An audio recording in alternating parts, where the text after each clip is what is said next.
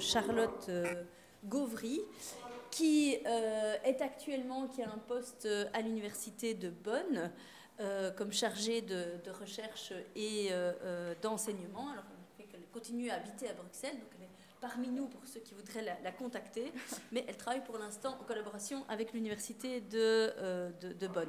Alors c'est une spécialiste au départ de Wittgenstein et d'Heidegger, à qui elle a consacré sa thèse de doctorat qui a été défendue à l'université de Paris 1.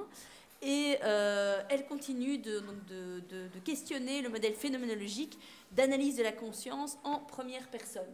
Là, je reprends effectivement ces termes à elle pour ne pas commettre d'impair, et notamment en s'intéressant à des cas de conscience dits neuro-atypiques, ce qui l'amène à porter attention sur l'hypothèse de ce qu'on peut appeler la conscience artificielle, et donc ce qui a amené Charlotte à travailler sur l'intelligence artificielle et même à coordonner un groupe de recherche de son institut sur l'intelligence artificielle.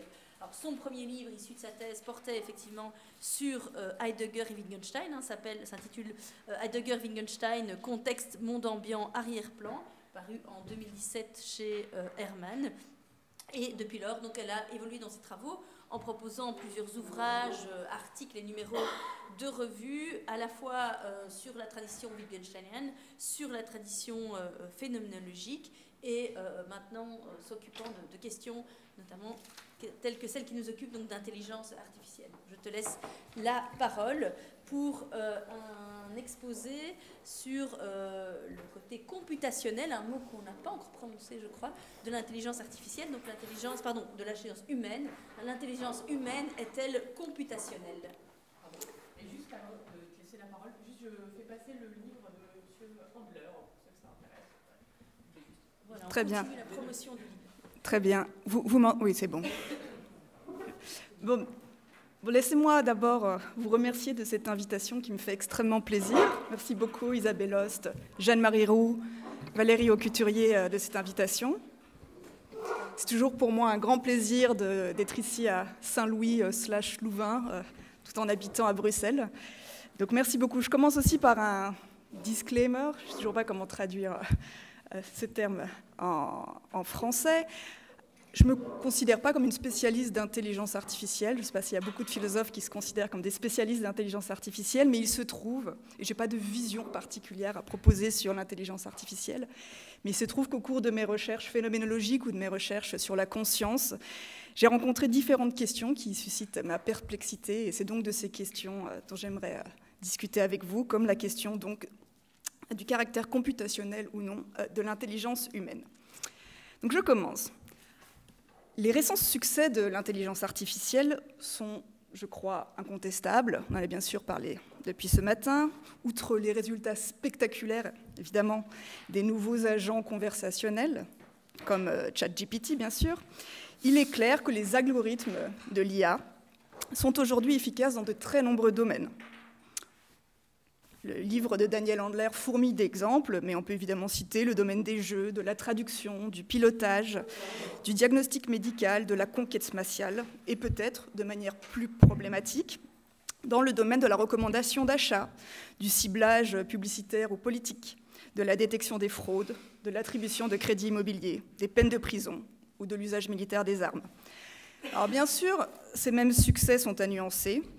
On connaît bien sûr les nombreuses erreurs de prédiction commises par ces mêmes algorithmes et leur efficacité, pour ne prendre que l'exemple du pilotage automatique dont on a rapidement discuté ce matin, est beaucoup moins rapide, du moins, qu'initialement escompté. On peut et on doit aussi très certainement s'interroger sur les dangers de ces nouvelles prédictions à force normative qui reposent exclusivement sur des algorithmes et dont la littérature a montré que ces prédictions étaient opaques, structurellement opaques et biaisées. On en reparlera probablement cet après-midi, mais elles sont opaques en ceci que les capacités d'apprentissage des nouveaux systèmes artificiels leur permettent aujourd'hui de trouver seuls, c'est-à-dire de manière autonome, les algorithmes de leurs prédictions, si bien que ces algorithmes ne sont connus, en un sens, que des seules machines, et pas même des ingénieurs qui les ont conçus. Ils sont aussi biaisés car les prédictions algorithmiques sont nécessairement tributaires de répertoires de données, des répertoires qui sont présentés aux machines ou, dans le meilleur des cas, qu'elles sont capables de trouver seules, Mais donc il s'agit de répertoires qui, quoique potentiellement gigantesques, présentent une sélection de données par définition biaisées qui confortent souvent les biais initiaux de leurs utilisateurs. Alors ces exemples sont connus, mais pour prendre juste l'exemple du système de recommandation d'achat sur une plateforme de films, vous savez bien que quand vous regardez, disons, des films français, plus vous en regarderez, plus le système de recommandation vous donnera l'impression qu'il n'y a que des films français. Et plus problématique encore, plus vous lirez d'articles complotistes sur la Lune, la médecine ou le conflit, la guerre en Ukraine, plus vous recevrez des informations ou des suggestions de contacts biaisés qui corroboreront vos interprétations complotistes initiales. Cela étant, en dépit de ces réelles difficultés, qu'il ne s'agit pas de minimiser et qui posent des questions éthiques très sérieuses, il me semble que l'on ne peut nier que les systèmes artificiels de traitement de l'information manifestent aujourd'hui, si ce n'est une forme d'intelligence, une capacité, disons, fonctionnelle à traiter certains problèmes qui étaient auparavant considérés comme étant du seul ressort de l'intelligence humaine. On peut même peut-être dire que les systèmes artificiels d'aujourd'hui parviennent parfois mieux que le cerveau humain, mieux que l'intelligence humaine, à résoudre certains problèmes pour des raisons à la fois quantitatives et qualitatives.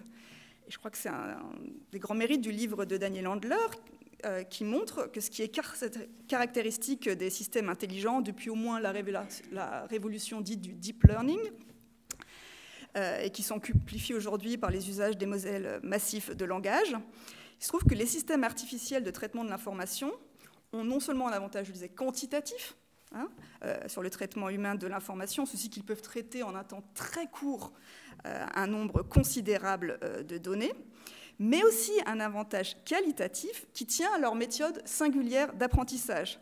Il se trouve en effet qu'un système artificiel d'intelligence, dans le meilleur des cas, contrairement à un être humain qui cherche à faire une prédiction, par exemple, que doit faire un système de pilotage automatique quand il voit un feu rouge, comment un drone peut reconnaître un civil sur un champ de bataille, donc un système artificiel intelligent, quand il cherche à faire ce type de prédiction, n'a pas besoin de postuler ce que Daniel Handler appelle un profil statistique, c'est-à-dire qu'il n'a, face à un nombre considérable de données, un système artificiel, et c'est très économe en un sens, n'a pas besoin d'hypothèses de départ sur la probabilité que, disons, le feu rouge ou le civil ait telle ou telle propriété. Et c'est la raison pour laquelle on peut dire que la stratégie d'apprentissage des systèmes artificiels est résolument inductiviste, et qui plus est, vous le savez, avec l'essor du machine learning, ces nouvelles capacités d'apprentissage des machines peuvent aussi être non supervisées, c'est-à-dire de se passer de la supervision d'un ingénieur qui les a conçues. En fait, ces machines, quand elles fonctionnent bien, et c'est ce qui est très impressionnant, sont capables de disposer elles seules d'un réseau de deep learning qui est capable tout seul de faire des connexions et de reconnaître tout seul des formes, des patterns, tout seul. C'est-à-dire que depuis quelques années, il se trouve qu'il y a des machines qui sont capables de procéder à une reconnaissance de forme sans aucune instruction préalable. Bon, bien sûr, ça pose toute une série de difficultés. L'une de ces difficultés étant de savoir comment on va pouvoir corriger ou identifier les mauvaises connexions qui sont faites par ces machines toutes seules. Mais il faut aussi avouer et reconnaître que cette stratégie d'apprentissage alternative, qui n'est possible donc que par les machines, présente de réels succès et a permis notamment de résoudre des problèmes, comme je l'ai dit pour commencer, qui étaient jusqu'alors insolubles pour l'intelligence humaine. Donc il semble qu'il y ait certains problèmes qui sont mieux traités par les machines en raison de ces spécificités quantitatives et qualitatives. C'est le cas typiquement, semble-t-il, dans le diagnostic médical, où certaines machines parviennent à de meilleurs résultats dans la lecture d'imagerie médicale, par exemple pour la détection des foyers d'épilepsie. Ou c'est le cas aussi, pour citer un exemple du livre de Daniel Handler qui m'a marqué, dans la recherche en biologie. Il y a un problème qui pose d'énormes difficultés aux biologistes pendant des années, qui s'appelle le problème du repliement des protéines. Et seule une machine capable d'absorber un nombre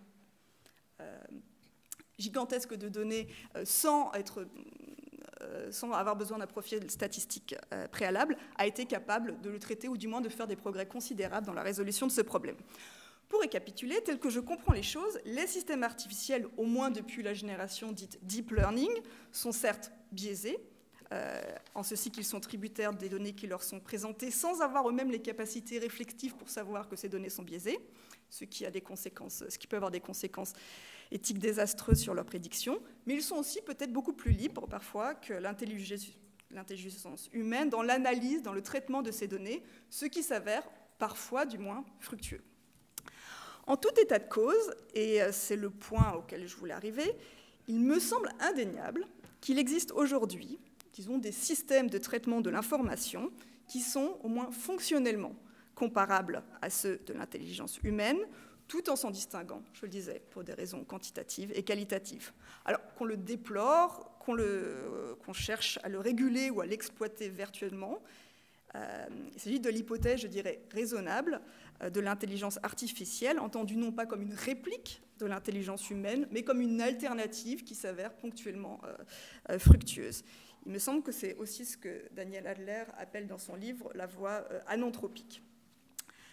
Cela étant, l'hypothèse beaucoup plus radicale, peut-être beaucoup moins raisonnable, et peut-être marginale, je ne sais pas, dont j'aimerais discuter avec vous aujourd'hui, est l'hypothèse, Daniel Adler en a parlé aujourd'hui en évoquant Searle, de l'hypothèse dite de l'intelligence artificielle forte, celle selon laquelle on pourrait répliquer l'intelligence humaine, et peut-être même la conscience, dans des machines. En ceci, c'est le postulat que la nature du substrat physique de l'intelligence, qu'il s'agisse de neurones du cerveau humain ou de puces en silicone, ne serait que contingent. Donc c'est l'hypothèse de l'IA, cette vieille hypothèse de l'IA comme une réplique de l'intelligence humaine que je souhaite ici interroger. Plus exactement et plus précisément, le point de départ de mon questionnement est un article de David Chalmers, célèbre philosophe de l'esprit, qui a été publié en 2011 sous le titre « A Computational Foundation for the Study of Cognition », une fondation computationnelle pour l'étude de la cognition, qui me semble aujourd'hui encore influent dans les débats contemporains, du moins en philosophie de l'esprit sur la conscience, mais qui a été en réalité écrit au début des années 90, 90, je ne sais pas... Et donc, je sais bien que vous savez traduire, moi je ne sais pas quel... Je me considère bruxelloise, donc je peux dire 90 ici. Donc bien avant les avancées récentes de l'IA générative. Donc le postulat de Chalmers, je précise la date, ne porte pas du tout sur les machines très sophistiquées dont il y a lieu en effet de s'interroger sur l'éventuelle... pas ressemblance ou concurrence avec l'intelligence humaine, mais vraiment sur les premiers systèmes intelligents, typiquement sur la machine de Turing, dont il postule qui, en un sens, ont les mêmes structures, que ces systèmes ont les mêmes structures que celles de l'intelligence humaine. Donc, en effet, l'article de Chalmers avance une double thèse qui peut paraître à la fois simplificatrice et provocatrice, qui se formule de la manière suivante.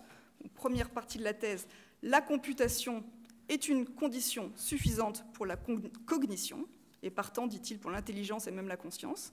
Deuxièmement, la computation permet d'expliquer l'intégralité de nos processus cognitifs. Donc, thèse de la suffisance, la computation serait suffisante.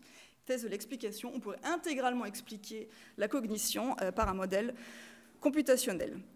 Et le corollaire d'une telle thèse est que l'intelligence humaine serait entièrement explicable de manière computationnelle. Alors, évidemment, je dois avouer que je me suis intéressée à cet article et aux nombreuses discussions qui sont suivies, pour essentiellement deux raisons. D'une part, parce que, comme je disais, je considère que Chalmers est un philosophe éclairé, que j'ai tendance à prendre au sérieux ses déclarations. Et donc, je voulais essayer de mieux comprendre ce qu'il pouvait pouvoir dire par une thèse aussi provocatrice. Et d'autre part, donc, car je dois le reconnaître, je trouve a priori la thèse dite de la suffisance, donc thèse selon laquelle il suffit qu'il y ait computation pour qu'il y ait cognition, très peu intuitive. Que peut bien vouloir dire en effet que tout raisonnement humain repose à son fondement structurel, nous dit Chalmers, sur des algorithmes, à savoir sur un ensemble de règles à suivre pour effectuer des tâches. Quelles règles suit-on? Quelles tâches effectue-t-on? Par exemple, quand on s'attaque à un dilemme moral, on en parlait un peu tout à l'heure. La question se pose évidemment, me semble-t-il, de savoir si l'on traite d'un problème philosophique, disons du mystère de la conscience, de la manière dont on monte un meuble Ikea, ce qui semble être un des postulats de la thèse computationnelle. C'est donc cette thèse selon laquelle la computation est la condition de l'intelligence et partant selon laquelle tout système computationnel est intelligent que je propose ici de questionner. Alors, pour commencer, je vais rappeler brièvement un point très bien expliqué dans le livre de Daniel Handler, sur lequel il est revenu un petit peu ce matin, à savoir que cette hypothèse computationnelle, en un sens d'une IA qui serait à l'image structurelle de l'intelligence humaine, est une des hypothèses des pionniers de l'intelligence artificielle. C'est ce qu'on peut peut-être appeler la thèse anthropique ou prométhéenne. Je ne sais pas comment éviter les... Bon. Dans un deuxième temps, je présenterai les arguments de Chalmers en faveur de cette thèse de la suffisance, justement pour essayer de mieux la comprendre. Et en particulier, je montrerai quelle réponse il propose à une objection centrale qui est adressée à sa grille de lecture computationnelle et donc syntaxique de la cognition, à savoir l'objection de la cécité à la sémantique. Pour finir, je poserai ouvertement la question de savoir s'il peut y avoir quelques bénéfices théorique, à prendre au sérieux encore aujourd'hui l'hypothèse de Chalmers, à savoir l'une des versions de l'hypothèse anthropique ou prométhéenne. Alors, commençons par le rappel de cette hypothèse dite prométhéenne. Il me semble en effet que l'hypothèse au fondement de l'article de Chalmers, sur lequel je vais m'attarder dans un instant, renoue en un sens avec certaines hypothèses computationnelles des premiers modèles de l'IA, dite symbolique, telles que défendues par Newell et Simon, selon laquelle tout système cognitif, naturel ou artificiel, procède en suivant des algorithmes et que ces algorithmes sont de même nature chez les humains et dans les systèmes artificiels. Typiquement, selon cette conception, on pourrait considérer que les recettes de cuisine, les opérations mathématiques, le manuel d'un Lego, d'un meuble Ikea ou les règles de la tête de lecture d'une machine de Turing seraient des algorithmes, au même titre. Or, il me semble que cette hypothèse computationnelle anthropique, donc dans laquelle il pourrait y avoir une similitude de structure entre l'intelligence humaine et, disons, l'intelligence artificielle, s'accompagne de plusieurs convictions élémentaires, dont certaines sont présentées dans le livre de Daniel Handler. Et voici ces hypothèses, ces postulats de départ de l'hypothèse prométhéenne. Premier postulat, l'intelligence est produite chez l'homme par la capacité de résoudre des problèmes, d'accomplir des tâches. Deuxième postulat, je vais revenir sur ces 4 postulats. Donc l'intelligence est produite chez l'homme par des capacités de résoudre des problèmes. Deuxième postulat, l'intelligence est produite chez l'homme par son appareil cognitif, c'est-à-dire par son cerveau qui est lui-même un système de traitement de l'information.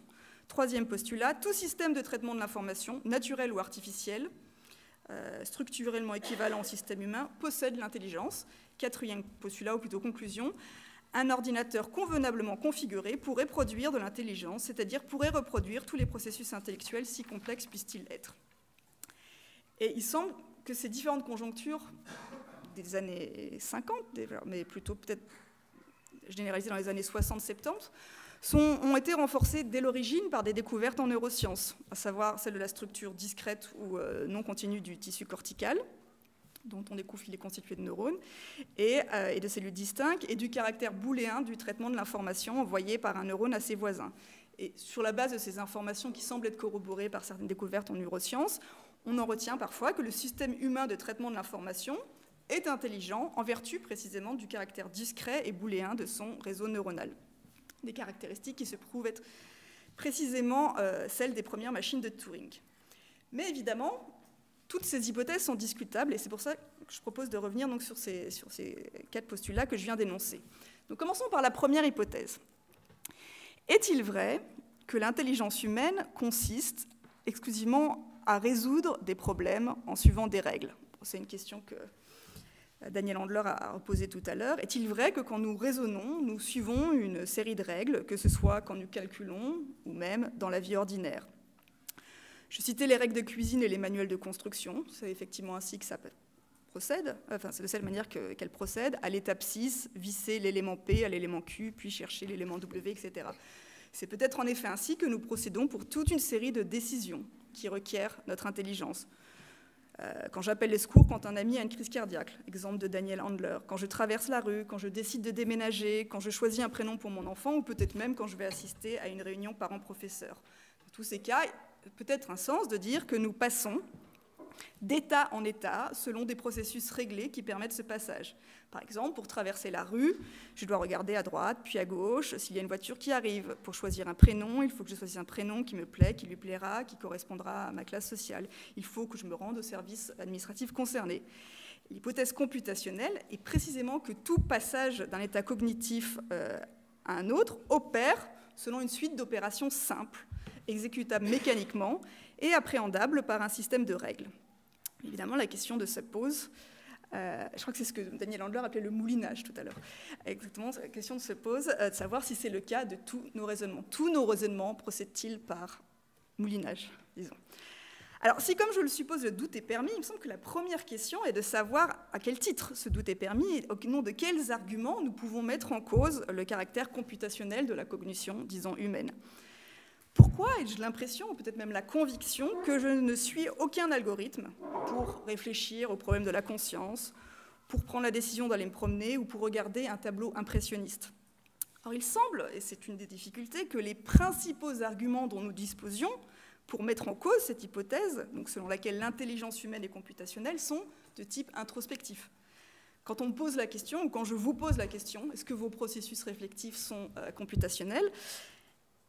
Il me semble que la seule manière d'y répondre est de réfléchir en première personne par introspection à ce que vous vivez quand vous réfléchissez et de chercher des exemples ou des contre-exemples d'expériences cognitives qui ne vous apparaissent pas comme obéissant à des algorithmes. Typiquement, regarder un tableau impressionniste peut-être.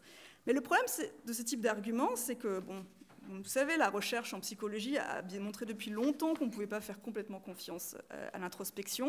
Donc on ne peut pas du tout exclure, sur la base de la seule introspection, que mon attitude vis-à-vis du tableau impressionniste est computationnelle, même si ce n'est pas ainsi qu'elle m'apparaît. Donc il faut trouver d'autres types d'arguments, et il n'est pas sûr que ce soit si facile d'en trouver.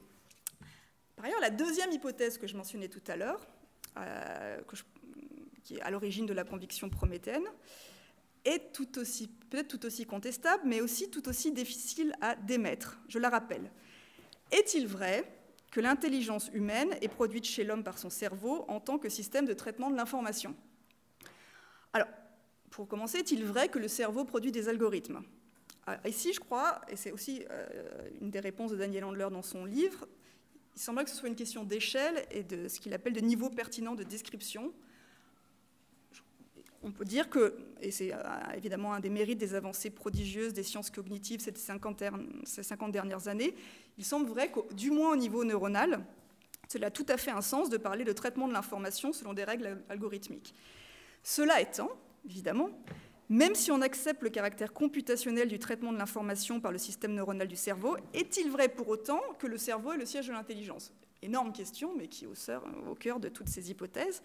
Alors, on en a un petit peu parlé tout à l'heure, et je ne peux ici qu'évoquer les très nombreux arguments qui ont été développés dans la littérature philosophique, notamment phénoménologique, en particulier chez Heidegger ou Merleau-Ponty, sur le caractère, on en a parlé, nécessairement incorporé et situé de la cognition, et qui ont de fait, je veux dire, ces analyses phénoménologiques, joué un rôle dans les premières discussions philosophiques sur l'intelligence artificielle dans les années 70-90, grâce à des auteurs qui les ont relayés sur la scène analytique, comme Hubert Dreyfus, John Hoagland, Charles Taylor, Alva Noé et bien d'autres.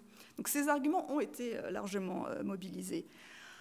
Et ils ont évidemment une réelle portée. L'objection, on en parlait tout à l'heure, l'objection de l'incarnation de la cognition, donc du rôle du corps, paraît indépassable. On en a parlé tout à l'heure, et assez imparable, sauf, comme on en a discuté, à espérer que le traitement de la robotique puisse prendre un essor suffisant pour qu'on puisse considérer que les machines intelligentes sont elles aussi incarnées dans un corps. Je recommande par exemple la lecture d'un livre de Ian McEwan qui est sorti récemment, qui décrit le quotidien donc d'un robot complètement incorporé pour interroger cette hypothèse de l'intelligence artificielle incarnée. On peut en revanche imaginer, et bon, même si c'est là aussi une objection extrêmement puissante, que les prométhéens ou les approches prométhéennes de l'intelligence artificielle peuvent avoir peut-être des réponses à l'objection du caractère situé ou contextuel de l'intelligence, en rétorquant qu'un système artificiel peut aussi, en un sens, prendre en considération son contexte d'ancrage dans ses prédictions. C'est l'objection de la situation dont parlait Daniel Lander, il paraît peut-être possible de répondre que les données auxquelles sont confrontés un système sont relatives à son ancrage et que c'est d'ailleurs la raison pour laquelle ces systèmes sont biaisés. Mais ce n'est probablement pas ce que l'on veut dire, moi je pense, quand on dit que la cognition humaine est située ou contextuellement déterminée. Il serait peut-être bien plus convaincant, et encore, de pouvoir montrer que l'usage même des algorithmes par les systèmes intelligents est contextuellement déterminé, et c'est peut-être en partie le cas pour les modèles de machine learning dont, comme je l'ai rappelé tout à l'heure, les algorithmes sont identifiés in situ par les systèmes d'artificiels eux-mêmes. Mais il reste que la portée de ces critiques, donc le caractère situé, le caractère incarné, restent donc des objections massives à l'hypothèse prométhéenne. Enfin, la troisième hypothèse dite prométhéenne est également questionnable. Rappelons-la, tout système de traitement de l'information, naturel ou artificiel, structurellement équivalent au système humain, possède de ce fait l'intelligence. C'est l'hypothèse. Donc tout système de traitement de l'information structurellement équivalent serait pareillement intelligent. Je la reformule, une équivalence structurelle serait suffisante pour la réplication de l'intelligence. Mais la question se pose. Quand bien même on accepterait que l'intelligence humaine et les systèmes artificiels fonctionnent, du moins d'un point de vue structurel, de la même manière, en ceci que les deux systèmes auraient une structure algorithmique, donc selon des structures algorithmiques comparables, cela serait-il suffisant pour dire qu'ils sont intelligents et qu'ils sont intelligents en même type? Or, il me semble que c'est exactement à cette dernière question que répond le texte de Chalmers, sur lequel je propose de m'arrêter un instant. Donc, je reformule cette question. Est-ce qu'un parallélisme de structure serait suffisant pour postuler que deux systèmes qui donc ont le même parallélisme de structure sont intelligents et le sont-ils au même titre?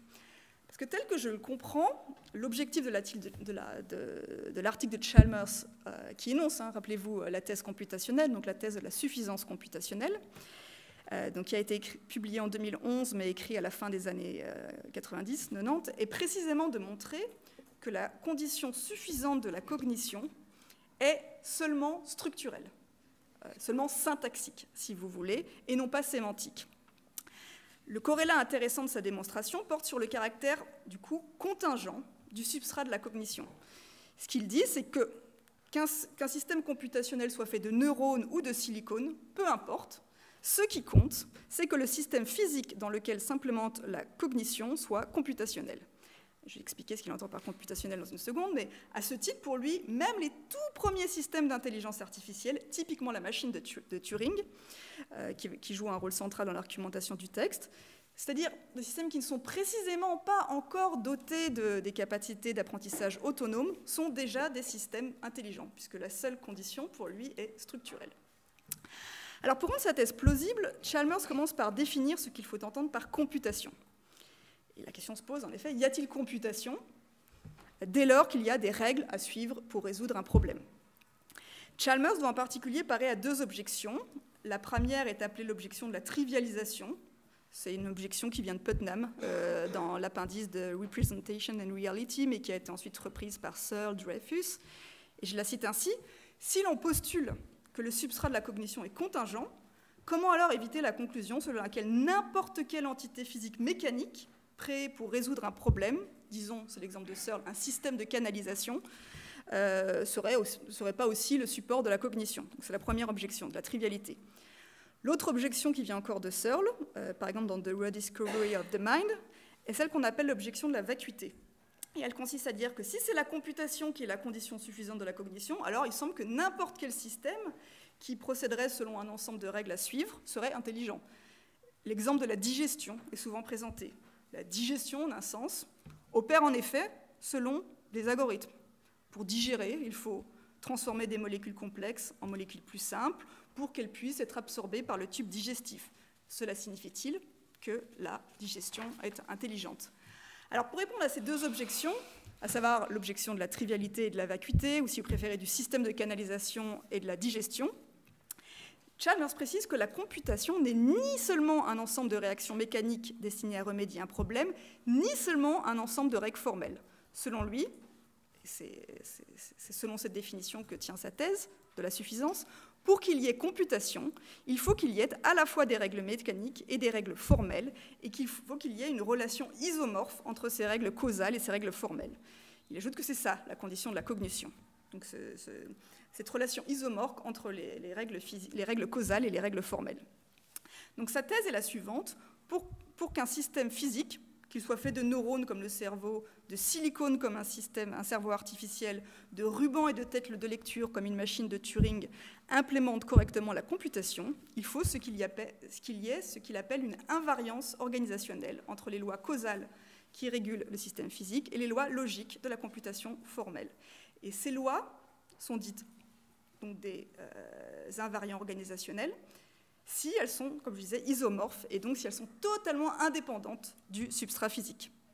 Je reprends mes exemples, c'est typiquement ces invariants organisationnels, c'est typiquement ce qui manque dans le système de canalisation. Et c'est pour ça qu'il ne peut pas être dit computationnel, car c'est juste un système mécanique de canalisation qui n'est pas doublé de lois formelles. C'est aussi ce qui fait défaut dans le cas de la digestion, car dans la digestion, il n'y a pas, du moins selon Chalmers, d'invariant organisationnel, car si on substitue aux aliments des pièces de métal, or au bout d'un moment, il n'y a aucun invariant qui subsiste. Et donc, il n'y a pas de computation au sens strict. Par contraste, selon Chalmers, dans le cas du cerveau humain, et même de ce qu'il appelle l'esprit ou la conscience, de même que dans le cas des systèmes artificiels très simples, comme la machine de Turing, il y a précisément des invariants organisationnels. C'est ça qu'il appelle la condition suffisante de la cognition, que ces invariants soient mentaux ou artificiels. Alors, pour rendre sa thèse un petit peu plus concrète, je me permets, peut-être que vous savez très bien comment ça fonctionne, mais je me permets de rappeler rapidement comment fonctionne une machine de Turing, pour juste essayer de montrer concrètement ce que veut dire ici un isomorphisme de structure. Et donc pour manifester plus clairement ce qu'il appelle des invariants organisationnels dans le cas d'une machine de Turing. Bon, vous savez peut-être, et pardon si vous savez, mais une machine de Turing, c'est un système assez simple qui est composé d'un ruban de longueur infinie, potentiellement infinie, et qui est divisé en cellules carrées. Et sur chacune des cellules, il y a un symbole ou une abscisse de symbole. La machine de Turing est aussi dotée d'une tête de lecture. Donc machine de Turing, l'ancêtre de l'ordinateur, d'une tête de lecture qui, à chaque moment du processus, d'un point de vue mécanique, fait face à une des cellules du ruban, et donc à un symbole ou une absence de symbole. Elle se situe en outre dans un état informé électroniquement, disons l'état 12, qui correspond à une règle d'action simple du type maintenir ou effacer le symbole, aller à gauche ou à droite, ou arrêter la computation, puis se positionner dans un nouvel état. Et alors, dans le vocabulaire de Chalmers, il est possible de formaliser ainsi le fonctionnement de ces machines. D'un point de vue physique, chaque symbole ou absence de symbole du ruban correspond à ce qu'il appelle un input state, donc un état entrant, petit i du système physique. Le nombre de ces états entrants est potentiellement infini. D'un point de vue formel, il s'agit de nombres 0 ou 1, car chacun de ces symboles, donc un symbole correspond à un nombre, une absence de symbole correspond au nombre, un symbole correspond au nombre 1 et une absence de symbole au nombre 0. Et donc ces symboles, ces nombres, sont ce qu'ils appellent les input states grand I du système formel. D'un point de vue physique, la tête de lecture du système est dans un état mécanique électrique qui s'appelle un état interne, un internal state. Et d'un point de vue formel, elle est aussi dans ce qu'il appelle une internal state, mais cette fois-ci grand S. Et le nouveau symbole ou l'absence de symbole issu de la manipulation de la tête de lecture est appelé d'un point de vue physique le résultat, l'output state petit o, et le nombre formel qui correspond 0 ou 1, son output state. Donc pardon pour ces précisions techniques, mais ça me permet de préciser la règle de Chalmers qui est très simple et qui est la suivante. Voici sa règle. Selon lui, une machine de Turing implémente correctement une computation si et seulement si, quand il y a une relation mécanique causale entre les input states, les internal states et les output states de la machine de Turing physique, autrement dit entre les circuits mécaniques et électriques et la tête de lecture et le ruban, il y a simultanément une relation isomorphe entre les input states, les internal states et les output states du système logique, autrement dit entre les nombres entrants et sortants et la règle de la tête de lecture. Donc, dans les termes de Chalmers, une computation est correctement implantée dans un système physique quand la structure formelle de la computation est le miroir de la structure causale du système physique. Et rappelez-le, c'est ce qui n'est le cas ni dans un système de canalisation, ni pour la digestion, mais c'est ce qui est le cas dans la machine de Turing. Et ajoute-t-il, en tous les systèmes intelligents, y compris humains, que ces input states, internal states et output states soient des données simples ou des ensembles vectoriels de données. Plus exactement, et c'est le point qu'on va discuter maintenant, la thèse de Chalmers procède par généralisation. Dès lors qu'il y a des invariants, ce qu'il appelle donc des invariants organisationnels, cette structure isomorphe entre les lois causales et logiques, qui est maintenue indépendamment des fluctuations matérielles, alors il y a computation, et dès lors qu'il y a computation, il y a cognition. Donc, dans le contexte de cette reformulation, la question cruciale devient donc la suivante. Est-ce que les systèmes cognitifs humains ont bien leurs propriétés cognitives en vertu de ce type d'invariant organisationnel que l'on trouve dans les machines de Turing? Donc j'en viens aux objections et aux discussions. Alors, il est bien évident qu'une telle position se heurte à de très nombreuses objections, dont certaines furent anticipées par Chalmers dès les premières versions du texte, donc dès le début des années 90. Et il répond aux plupart de ces objections dans un texte ultérieur de 2012 intitulé « The Varieties of Computation, a Reply ». Donc, contre cette thèse un peu provocatrice de la suffisance computationnelle, on peut citer de nombreuses objections, dont l'objection de la cécité à la sémantique, j'y reviens dans un instant.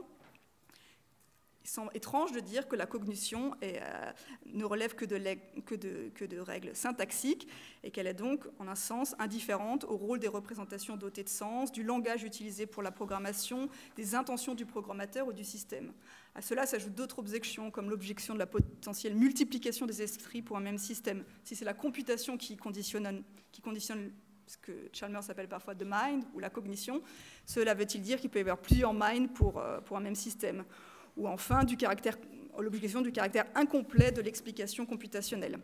D'ailleurs, seule cette dernière objection conduira Chalmers à une révision de son propos initial. Je crois qu'il considère aujourd'hui que la computation est certes un modèle explicatif, mais seulement un parmi d'autres, en adoptant ce qu'il appelle aujourd'hui une vue pluraliste.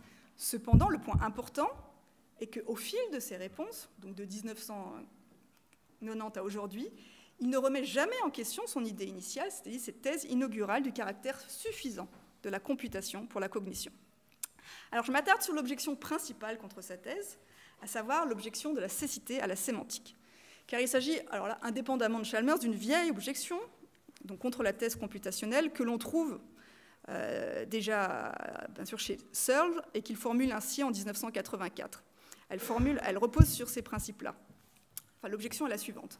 Petit 1, il semble qu'un programme computationnel est syntaxique, en ceci qu'il a juste à faire avec des séquences de symboles dont il doit traiter. Petit 2, il semble que la syntaxe n'est pas suffisante pour la sémantique, à savoir pour l'interprétation du sens de ces énoncés. Petit 3, la cognition, en revanche, est sémantique, en ceci qu'elle véhicule et elle interprète des contenus de sens. Donc, conclusion, il semble que l'implémentation computationnelle n'est pas suffisante pour la cognition. C'est l'objection massive contre la thèse computationnelle. Alors, il y a différentes manières de discuter de la pertinence d'une telle objection. Pour commencer, on peut contester l'étape 2, à savoir l'idée selon laquelle la syntaxe n'est pas suffisante pour la sémantique. Peut-être même peut-on discuter de cette thèse en utilisant Wittgenstein et en montrant qu'en toute rigueur, les lois de la signification sont avant tout des lois grammaticales. Bon, ce serait très discutable, mais imaginons. Mais ce n'est pas la stratégie de Chalmers. La sienne consiste bien plutôt à refuser la troisième étape de l'argument, à savoir l'idée selon laquelle la cognition est sémantique. À rebours de cette thèse, il défend plutôt l'idée selon laquelle ce qu'il appelle des propriétés mentales, ou des propriétés cognitives en général, qu'elles soient artificielles ou donc mentales, sont juste, je le disais, les invariants organisationnels implémentés dans le cerveau de manière purement computationnelle, qui n'ont rien à voir avec des lois sémantiques. Pour le montrer, il entreprend une analyse critique d'un très célèbre argument, expérience de pensée dont vous avez probablement tous entendu parler, qui est celui de la chambre chinoise de Searle, et qui, vous le savez certainement, est censé montrer précisément, prendre le contre-pied de la position de Chalmers, enfin anticiper la position en montrant, donc c'est le but de Searle, que la cognition n'est pas juste de la manipulation computationnelle de symboles. Alors, je rappelle brièvement le scénario de Searle, donc le scénario de la chambre chinoise. Pardon pour ceux qui le connaissent, mais le scénario est assez simple. Imaginons un individu qui ne sait pas parler chinois, qui est seul dans une pièce et qui parvient à discuter avec un locuteur chinois qui est à l'extérieur de la pièce. Plus exactement, le locuteur chinois à l'extérieur de la pièce lui pose des questions en chinois, donc que le locuteur dans la pièce ne comprend pas, mais auxquelles il répond en présentant des symboles-réponses, qu'il ne comprend pas non plus, grâce à un catalogue de règles que lui propose le système de la chambre chinoise, qui lui indique tout simplement la correspondance entre les questions et les symboles-réponses. Alors, si l'on admet que le locuteur de la chambre chinoise, qui réussit à manipuler correctement les symboles, donc si on admet que tout en manipulant correctement les symboles, ne comprend pas ce qu'il dit, ne transmet pas intentionnellement de signification au locuteur et n'a pas conscience du sens des symboles qu'il manipule, alors le scénario montre, du moins selon Searle, que la manipulation syntaxique de symboles, ce qu'on pourrait appeler la computation, n'est pas suffisante pour établir la cognition, l'intentionnalité ou la conscience. On prend le contre-pied de la thèse de Chalmers. Mais Chalmers refuse ce résultat. Ce qu'il dit, c'est que ce scénario célèbre, qui a par ailleurs qui a suscité énormément de réponses et qui a fait couler beaucoup d'encre, Chalmers répond essentiellement que la question de Searle est mal posée, car selon lui, en sens, il est d'accord, Chalmers, pour dire que le locuteur qui manipule les symboles n'est pas intelligent. Mais ce que dit Chalmers, c'est que la question est mal posée, car dans le scénario de Searle, en toute rigueur, le système physique qui implémente la cognition n'est pas le locuteur et ses papiers, mais bien tout le système de la chambre chinoise qui a été capable d'édifier la table de correspondance.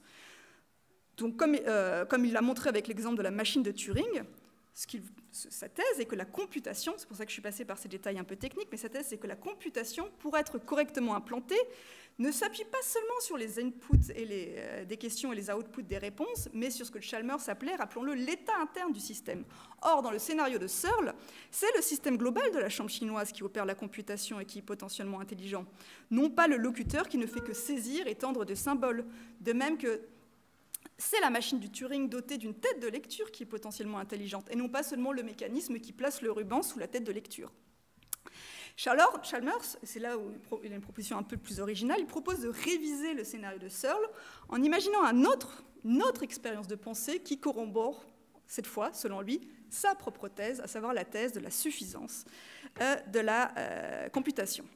Alors, voici l'expérience de pensée qu'il nous propose donc en réponse au scénario de la chambre chinoise. Il nous invite à imaginer cette fois, une expérience de pensée très étrange, mais il nous invite à imaginer cette fois un locuteur qui parle et comprend le chinois, mais à qui l'on changerait progressivement un par un chacun de ses neurones ou de ses réseaux corticaux de neurones par des puces ou des réseaux de puces en silicone. C'est une expérience de pensée. Mais de cette manière, on obtiendrait le même système computationnel, selon lui, ce qu'il appelait donc les mêmes invariants organisationnels, causaux et formels, mais implantés dans un nouveau support physique. Cette fois-ci, non pas un cerveau humain, mais un cerveau fait en silicone. Chalmers prédit que le locuteur ne noterait aucune différence, il continuerait à parler chinois, ce qui corroborait, selon lui, l'idée qu'on peut implémenter la cognition dans un autre système physique, à condition de préserver ce qu'il appelle les invariants organisationnels. Cette expérience de pensée, selon lui, donc, tiendrait lieu d'argument pour montrer d'une part que la computation repose seulement sur des invariants organisationnels, complètement indifférente au substrat, donc je disais neuronal ou en silicone, et donc elle opère à un niveau strictement syntaxique, et d'autre part, nous dit-il, que c'est une condition suffisante pour la cognition. Voilà l'expérience de pensée. Alors, je dois avouer, et j'en arrive à mes conclusions, que je trouve cette expérience de pensée assez peu convaincante, tout simplement parce que je ne comprends pas comment Chalmers peut prédire que le locuteur ne noterait aucune différence et continuerait à parler chinois. Alors, si c'était vrai, et peut-être que ça peut l'être, mais si c'était vrai, on pourrait en effet certes s'accorder quant au fait que l'expérience de pensée corrobore l'hypothèse selon laquelle la cognition et même la conscience reposent sur des principes purement syntaxiques. Mais comme on ne peut pas savoir si c'est le cas, c'est une expérience de pensée qui reste à tout le moins encore très spéculative. Il me semble cependant, et c'est sur ce point que je vais conclure, que même si l'argument de Chalmers dans ce texte très commenté n'est pas totalement convaincant, sa proposition, et c'est ce que je suggérerais aujourd'hui, permet de reformuler certaines questions fondamentales et peut-être de reconsidérer certains avantages d'une approche purement computationnelle de la cognition. Je vais finir sur ces deux suggestions. Qui part d'une perplexité. C'est ainsi que j'ai présenté les choses, et c'est pour ça que je les soumets aussi à votre sagacité. Alors, il me semble d'une part que l'expérience de pensée de Chalmers permet de poser à nouveau frais la vieille question anthropique, ou comme je disais pour le début, prométhéenne, qui peut paraître galvaudée aujourd'hui, ce qui est la question non pas de la simulation, mais de la duplication de l'intelligence humaine. Car Chalmers est tout à fait conscient de l'argument selon lequel, de même qu'un simulateur de vol n'est pas un système qui vole, un système artificiel qui simulerait l'intelligence ne serait pas un système intelligent. Donc son argumentation ne se place pas au niveau de la simulation, alors que c'est une objection qu'on lui fait souvent. Il propose bien plutôt une expérience de pensée très radicale, mais qui est une expérience, donc non pas de simulation, mais de duplication. Or, il n'est pas exclu que cette hypothèse connaisse aujourd'hui une certaine actualité, peut-être marginale, comme en atteste une certaine branche récente de la recherche, dont témoignent des immenses programmes de recherche aujourd'hui, comme le Blue Brain Project, dont la fonction est exactement comme dans l'hypothèse de Chalmers, donc des grands projets européens qui associent énormément de chercheurs, dont la fonction est précisément de répliquer en silicone les mécanismes neuronaux et les tissus cornicaux. Alors, j'ai évidemment aucune idée de la faisabilité de tels projets, qui, si j'ai bien compris, se concentrent plutôt, parce qu'ils ont un peu révisé leur objectif sur la réplication du cerveau de la souris, mais force est de constater qu'ils renouent de facto avec des anciennes hypothèses prométhéennes et avec, en un sens, la proposition computationnelle. Donc peut-être que cette expérience de pensée si farfelue peut avoir une certaine actualité aujourd'hui encore. D'autre part, et ce sera mon dernier point, de manière peut-être plus intéressante, il me semble que l'un des avantages collatéraux de l'approche computationnelle, qui consiste, rappelons-le, à postuler le caractère contingent du support physique de la cognition, et de contribuer, du moins c'est ainsi que je vois les choses, à désactiver certaines lectures, disons, réductionnistes ou physicalistes de la cognition. Parce que si d'un point de vue historique, il est clair que l'approche computationnelle est, comme je l'ai rappelé pour commencer, fortement tributaire de découvertes géniales biologiques ou chimiques des neurosciences sur le fonctionnement discret des neurones et booléen du traitement de l'information, et donc de découvertes, disons, sur la matière-cerveau, il n'en reste pas moins vrai que l'une des conséquences directes de l'hypothèse computationnelle, si elle est vraie, est que l'on ne peut pas espérer expliquer la cognition, non plus que la conscience, par une seule analyse du cerveau. Plus particulièrement, c'est la possibilité donc d'une approche strictement matérialiste de la cognition, pour reprendre les gros mots de la métaphysique, qui serait désactivée par le postulat selon lequel la cognition reposerait sur des invariants organisationnels. Autrement dit, tel que je comprends les choses, tout en n'étant pas sûr de les comprendre toutes, loin de toute stratégie réductionniste, par sa proposition computationnelle, Chalmers émet l'hypothèse selon laquelle l'intelligence et la conscience artificielle, telles que structurées par des invariants organisationnels, ne sont ni plus ni moins difficiles à expliquer que l'intelligence et la conscience humaine, en ceci qu'il n'est ni plus ni moins difficile d'expliquer comment des invariants organisationnels peuvent émerger de silicone que d'expliquer comment des propriétés mentales peuvent émerger de matière neuronale. Donc on retombe sur son fameux hard problem, et s'il y a un parallélisme, c'est un parallélisme de problème. On retrouve en un sens le titre du livre de Daniel Handler, Intelligence artificielle, intelligence humaine, la double énigme. Je vous remercie.